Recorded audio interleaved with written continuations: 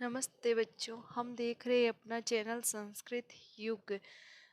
इस चैनल पर हमने संधि पढ़ ली है, पद्यांश का एक वीडियो पढ़ लिया है। उसके बाद हमने कल संख्या ज्ञानम पढ़ा था और आज हम पढ़ेंगे समास। आज हम पढ़ेंगे समास। हम ज़्यादा डिटेल से नहीं पढ़ रहे क्योंकि बस कुछ दिन है 10वीं एग्ज़ाम में, तो हम उसके अकॉर्डिंग पढ़ रहे हैं कि सब कुछ भी पढ़े और थोड़ा जल्दी भी पढ़े। तो देखिए बच्चों, समास। आज हम कौन सा टॉपिक पढ़ेंगे? समास। समास की परिभाषा हम देखें तो सम सनम समासम होते हैं।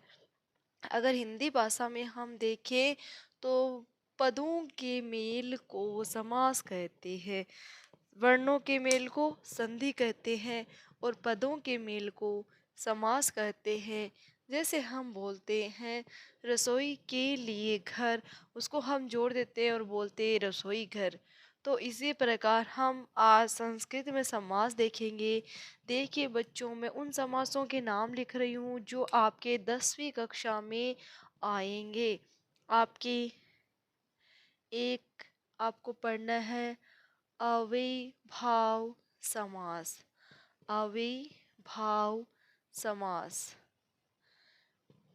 जो आपको दूसरे नंबर पे पढ़ना है वो पढ़ना है आपको कर्मधारय समास। कर्मधारय समास। फिर आपको जो पढ़ना है वो पढ़ना है दिग्गु समास। कौन सा पढ़ना है? दिग्गु समास। फिर आपको जो पढ़ना है वो आपको पढ़ना है द्वंद्व समास। कौन सा समास पढ़ना आपको? द्वंद्व समास। फिर आपको एक पढ़ना है बहुव्रीहि समास। कौन सा पढ़ना आपको? बहुव्रीहि समास। देखिए बच्चों, ये मैंने समास के प्रकार नहीं लिखे। देखिए बच्चों, मैंने ये समास के प्रकार नहीं लिखे, मैंने ये वो समास लिखे जो आपको 10वीं के लिए पढ़ने हैं। बट प्रकार लिखे तो ये दिगु और कर्मधारय एक ही समास के अंदर आते हैं, जो है अपना तत्पुरुष समास। तो मैंने प्रकार नहीं लिखे, मैंने वो समास लिखे जो हमें 10वीं में पढ़ने हैं। तो अब देखिए, आज जो हम शुरू करेंगे वो शुरू करेंगे अपना अविभाव समास। कौन सा शुरू करेंगे? अपना अविभाव समास। आप ध्यान पूर्वक इन समासों को बार बार पहले तो नाम याद कर ले बोल बोल के। अविभाव समास, कर्मधारय समास, द्विगु समास, द्वंद्व समास, बहुव्रीहि समास। इस प्रकार अगर आप बार बार बोलोगे तो आपको नाम याद हो जाएगा। और आप ध्यान पूर्वक इन नामों को देखें और ये देखें कि ये किस प्रकार लिखे हुए हैं, ताकि आपको शुद्ध रूप से लिखने भी आए। तो अविभाव समास, कर्मधारय समास, द्विगु समास, द्वंद्व समास, बहुव्रीहि समास, ये है आपके वो समास जो आपको 10वीं के लिए पढ़ने हैं। और आज हम कौन सा पढ़ेंगे? अविभाव समास। अविभाव समास को पढ़ने के लिए कुछ नियम होते हैं, उन नियमों के आधार पर हमें पढ़ना है। तो चलिए आज हम पढ़ते हैं उप। आज हम क्या पढ़ेंगे? उप। देखिए बच्चों, अविभाव समास को पढ़ने के लिए हमें कुछ उपसर्ग देखने होते हैं। उन उपसर्गों के कुछ नियम होते हैं, उनके जरिए हमें अविभाव समास आ जाएगा। अविभाव समास में क्या होता है? पहला पद अव्यय होता है और उपसर्गों को हम अव्यय में लेते हैं। तो पहला उपसर्ग अपन कौन सा पढ़ रहे हैं? उप। तो आपको ध्यान में रखना है, उप का मतलब पास होता है और इसे हम क्या कहेंगे? समीपे। और इसे हम क्या कहेंगे? समीपे। हम समीपे भी बोल सकते और समीपम भी लिख सकते, समीपम भी लिख सकते हैं। और आपको ध्यान में रखना है कि उप के योग में विभक्ति कौन सी होती है? षष्ठी। उप के योग में विभक्ति कौन सी होती है? षष्ठी विभक्ति। यानी आपको षष्ठी विभक्ति का ज्ञान होना चाहिए। यानी आपको षष्ठी विभक्ति का ज्ञान होना चाहिए। और देखिए, आप रोज का एक शब्द रूप याद करें, क्योंकि बिना शब्द रूप के आपको विभक्तियों का ज्ञान नहीं होगा। तो आप ज़्यादा से ज़्यादा शब्द रूप याद करते रहे, आपके शब्द रूप का अलग से प्रश्न भी आएगा। तो देखिए, इसके उप के संबंधित हम उदाहरण करते, जैसे आया अपने उपग्रामम। क्या आया? उपग्रामम। मम, उपग्रामम। उदाहरण क्या है अपने, उपग्रामम। तो देखिए बच्चों, क्या आपको शुरुआत में उप दिखाई दे रहा है? और एक बात ये ध्यान में रखिएगा कि जो अविभाव समास के उदाहरण होते हैं वो सर्वदा और सर्वदा नपुंसकलिंग में होते हैं। तो आपको दिखाई दे रहा होगा ये उदाहरण आपके नपुंसकलिंग में, उपग्रामम। ओ पाने से हमें पता चला कि समास कौन सा है, अव्ययभाव समास है। अब इसको हम करते हैं। देखिए उप के योग में हमें विभक्ति कौन सी लगानी थी, षष्ठी। इसका पद विग्रह करते, ये पद बना हुआ है, इसका हमें पद विग्रह करना है। उप के योग में षष्ठी विभक्ति लगानी है, यानी हमें ग्राम में षष्ठी विभक्ति लगानी है। तो ग्राम का हो जाएगा ग्रामस्य, ग्राम का क्या हो जाएगा, ग्रामस्य। और उप, उप का क्या लगाना है हमें, समीपे। उप का क्या लगाना है हमें, समीपे। तो आपको समझ आया क्या, उपग्रामम उदाहरण है, उपग्रामम उदाहरण है। और ये उप दिखने से हमें पता चला कि इसमें अव्ययभाव समास है। उप के योग में षष्ठी विभक्ति होती है, तो ग्राम में लगानी है षष्ठी, उप में नहीं, ग्राम में। तो हमने ग्राम में षष्ठी लगा दी है। और हमने देखा उप का अर्थ हमें क्या लिखना था, समीपे, तो हमने समीपे लिख दिया है। अब देखिए बच्चों अगला उदाहरण देखिए, जैसे आपके आ गया उपकृषणम, उपकृषणम आ गया। तो अब हमें किसकी षष्ठी विभक्ति आनी चाहिए, कृष्ण की षष्ठी विभक्ति आनी चाहिए। तो कृष्ण की षष्ठी विभक्ति क्या होती है, कृष्णस्य। कृष्ण की षष्ठी विभक्ति क्या होती है, कृष्णस्य। और उप का क्या लग जाएगा, समीपे। और उप का क्या लग जाएगा, समीपे। अब देखिए जैसे हम अगला उदाहरण लेते हैं, आपके आ गया उपहरी। आपके क्या आ गया, उपहरी। उपहरी आ गया। तो देखिए हमें हरि की विभक्ति कौन सी चाहिए, षष्ठी। और हरि की षष्ठी क्या होती है, हरे। हरि की षष्ठी क्या होती है, हरे। और उप का क्या हो जाएगा, समीपे। उप का क्या हो जाएगा, समीपे।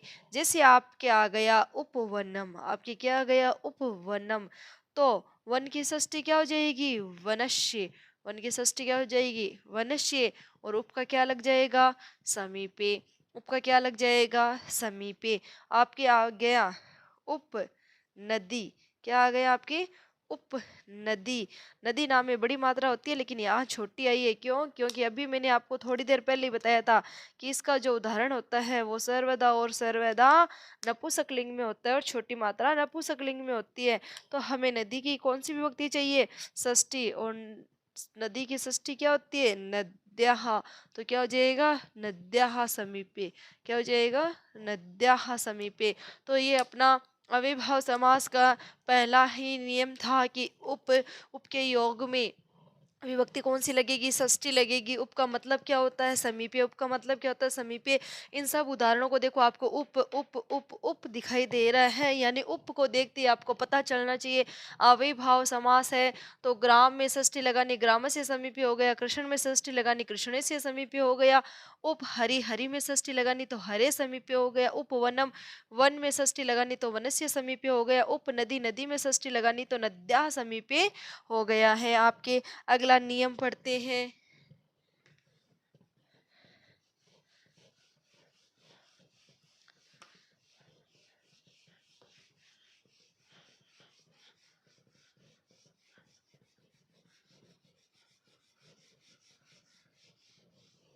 अब देखिए अगला नियम पढ़ते हैं हम। अगले नियम में हम पढ़ेंगे निरुपसर्ग। अगले नियम में हम क्या पढ़ेंगे, निरुपसर्ग। देखिए निर, निर के लिए हम शब्द लगाएंगे अभाव, क्योंकि निर का अर्थ क्या होता है, अभाव। निर का अर्थ क्या होता है, अभाव। अब हमें फिर ये याद रखना कि निर के योग में विभक्ति कौन सी होगी, निर के योग में विभक्ति कौन सी होगी, तो निर के योग में विभक्ति होगी षष्ठी। निर के योग में भी विभक्ति कौन सी हो जाएगी, षष्ठी। तो देखिए अब हम निर से संबंधित उदाहरणों को करते हैं। जैसे हमारे पास उदाहरण आ गया निर्जन, निर्जनम। निर्जनम आ गया, जन। यानी अब हमें जन के अंदर कौन सी विभक्ति लगानी है, षष्ठी। जन के अंदर कौन सी विभक्ति लगानी है, षष्ठी। तो जन की षष्ठी क्या होती है, जनस्य। जन की षष्ठी क्या होती है, जनस्य। और निर, निर का क्या लिखना है हमें, अभाव। नीर का क्या लिखना था हमें? अभाव। तो क्या हो जाएगा? जनश्य अभाव है। क्या हो जाएगा? जनश्य अभाव है। जैसे आपके आ गया निर्धन, आपके क्या आ गया? निर्धन। अब हमें निर्धन नहीं निर्धनम करना है, क्योंकि नपुंसकलिंग में बनाना है। तो निर्धनम आ गया, तो हम क्या करेंगे? धन में षष्ठी लगाएंगे। तो धन की षष्ठी क्या होती है? धनश्य। धन की षष्ठी क्या होती है? धनश्य। और निर का क्या लगा देना है? अभाव। निर का क्या लगा देना है? अभाव। तो हो गया धनश्य अभाव है। आपके उदाहरण आ गया निर्मूलम। उदाहरण आ गया आपके निर्मूलम। तो मूल, मूल में षष्ठी लगानी है, तो मूल की षष्ठी क्या हो जाएगी? मूलश्य। मूल की षष्ठी क्या हो जाएगी? मूलश्य। और निर का क्या लगा देंगे हम? अभाव। निर का क्या लगा देंगे? अभाव। तो क्या हो गया? मूलश्य अभाव। तो क्या हो गया? मूलश्य अभाव। अब देखिए वापस देखते हैं एक बार। हमने पहला नियम क्या याद किया? उप। पहला नियम क्या याद किया? उप। उप का मतलब क्या होता है? समीप। उप का मतलब क्या होता है? समीप। फिर दूसरा नियम हमने याद किया निर। और निर का मतलब क्या होता है? अभाव। निर का मतलब क्या होता है? अभाव। और उप के योग में विभक्ति कौन सी लगेगी? षष्ठी। और निर के योग में विभक्ति कौन सी लगेगी? षष्ठी। तो इधर हम उप उप देख के समझ पा रहे हैं कि इसमें अव्ययीभाव समास है, और इधर निर निर देख के समझ पा रहे हैं कि इसमें अव्ययीभाव समास है। तो आप इनका विग्रह करना सीख गए होंगे। उप आया तो ग्राम में षष्ठी लगाई, ग्रामस्य समीपे। कृष्ण में षष्ठी लगाई, कृष्णस्य समीपे। हरि में लगाई, हरे समीपे। वन में लगाई, वनस्य समीपे। नदी में लगाई, नद्या समीपे। और निर्जनम जनस्य अभाव है, निर्धनम में धनस्य अभाव है, और मूलम में मूलस्य अभाव हो गया। तो इस प्रकार हमने लिखा। और जब एग्जाम में आए तो आपको समास का नाम भी ध्यान होना चाहिए। अव्ययीभाव समास। समास कौन सा पढ़ रहे? अव्ययीभाव समास। तो आपको ये दो नियम समझ में आए होंगे। अगला नियम प्रति। अगला कौन सा लेते हैं अपन? प्रति उपसर्ग। अगला उपसर्ग पढ़ेंगे अपन प्रति उपसर्ग। देखिए जो प्रति उपसर्ग होता है उसमें क्या होता है? द्वितीय विभक्ति लगानी होती है। कौन सी विभक्ति लगानी होती है? द्वितीय विभक्ति लगानी है, और उसके आगे प्रति का प्रति लिखना होता है। जैसे अपन कर रहे थे ना, निर का अभाव, उप का समीप, प्रति का क्या हो जाएगा? प्रति। प्रति का क्या हो जाएगा आपके? प्रति।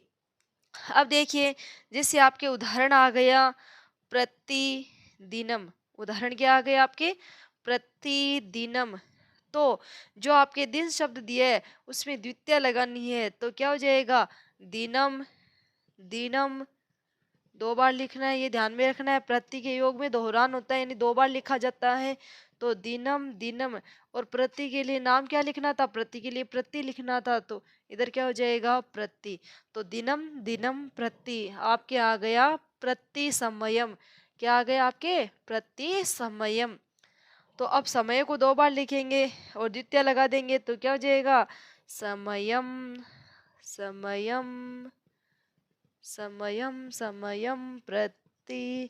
समयम समयम प्रति। आपके आ गया प्रतिगृहिम। उदाहरण आ गया आपके प्रतिगृहिम। तो हम क्या लगा देंगे? द्वितीय विभक्ति किसमें? गृही में। तो क्या हो जाएगा? गृहिम गृहिम प्रति। क्या हो जाएगा अपने? गृहिम गृहिम प्रति। तो प्रति वाला नियम तो बड़ा ही सरल है कि प्रति का प्रति रखना, द्वितीय लगानी, और उस नाम को दो बार लिखना है। और उस नाम को दो बार लिखना है। अगला नियम पढ़ते हैं। हमने कौन कौन सा पढ़ा है पहले? उप, निर, प्रति। उप का मतलब समीप। विभक्ति कौन सी लग जाएगी? षष्ठी। विभक्ति कौन सी लग जाएगी? षष्ठी। निर का मतलब क्या होता है? अभाव। निर का मतलब क्या होता है? अभाव। निर का मतलब क्या होता है? अभाव। और निर के योग में विभक्ति कौन सी लग जाएगी? षष्ठी। मैं जब तक मिटा रही हूँ तब तक आप लाइक का बटन दबा दे, क्योंकि आप क्या पता भूल जाए दबाना।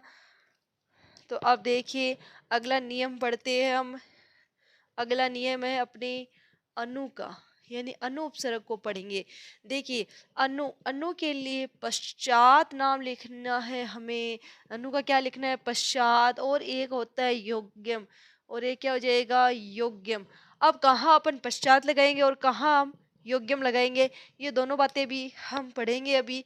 अब देखिए जैसे आपके उदाहरण आ गया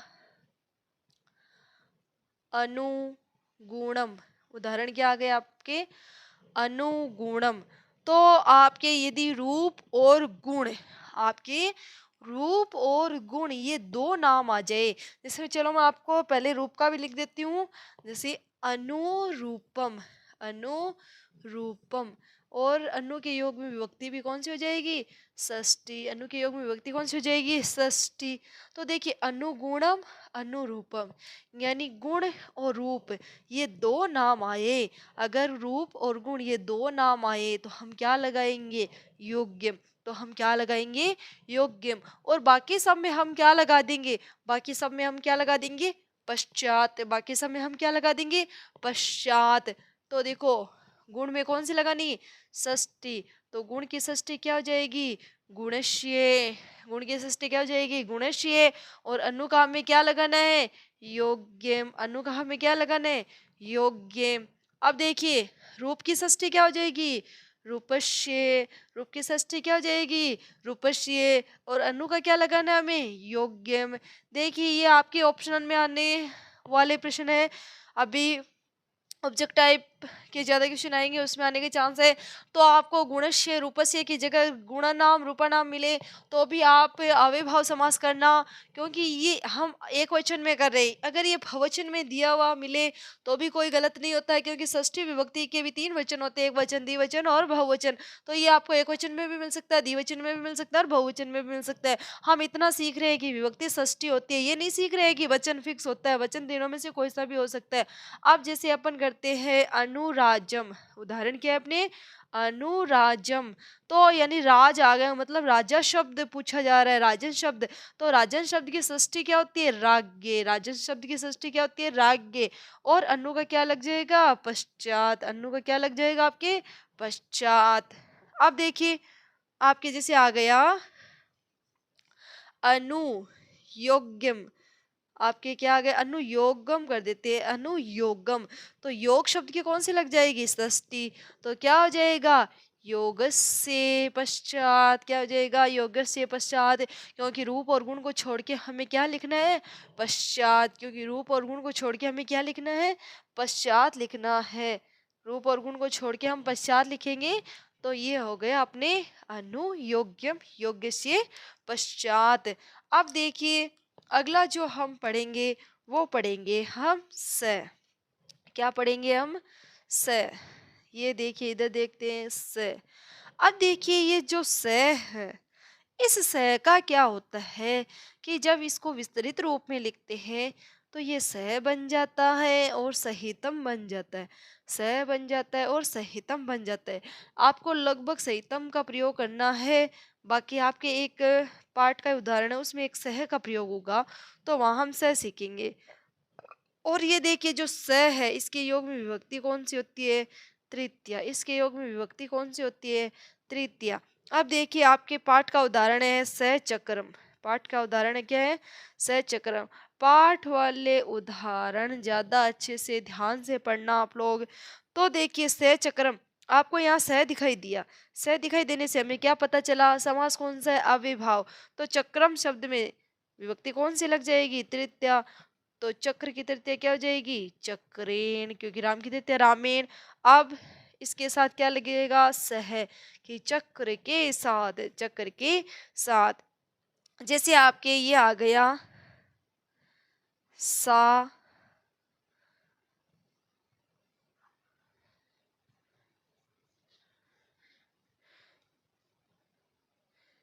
आपके आ गया है से आश्चर्यम।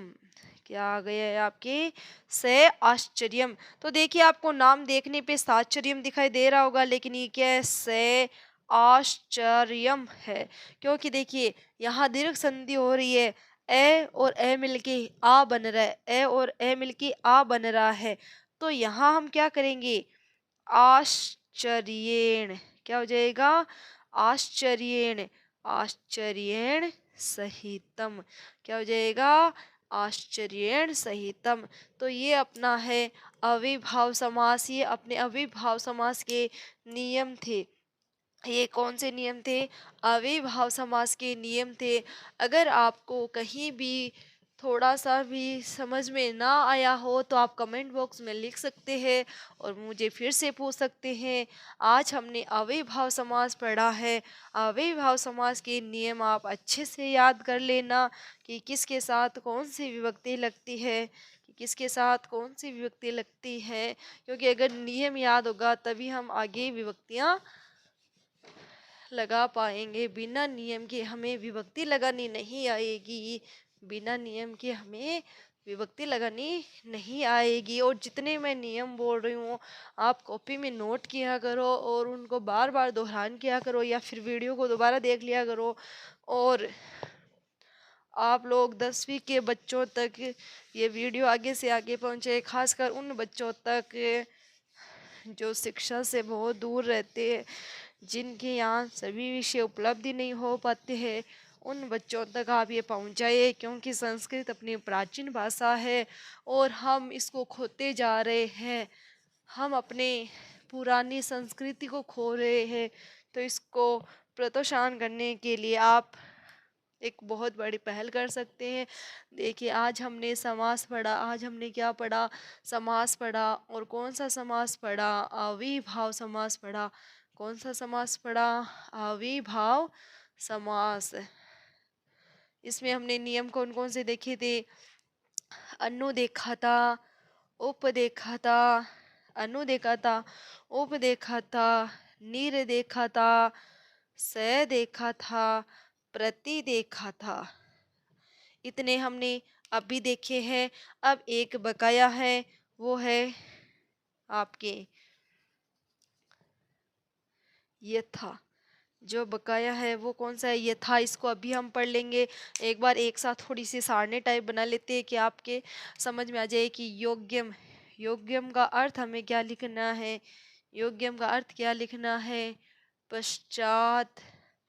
पश्चात या योग्यम। पश्चात या योग्यम। आपको क्या लिखना है? पश्चात या योग्यम। उप का क्या लिखना है? समीपे। उप का क्या लिखना है आपको? समीपे।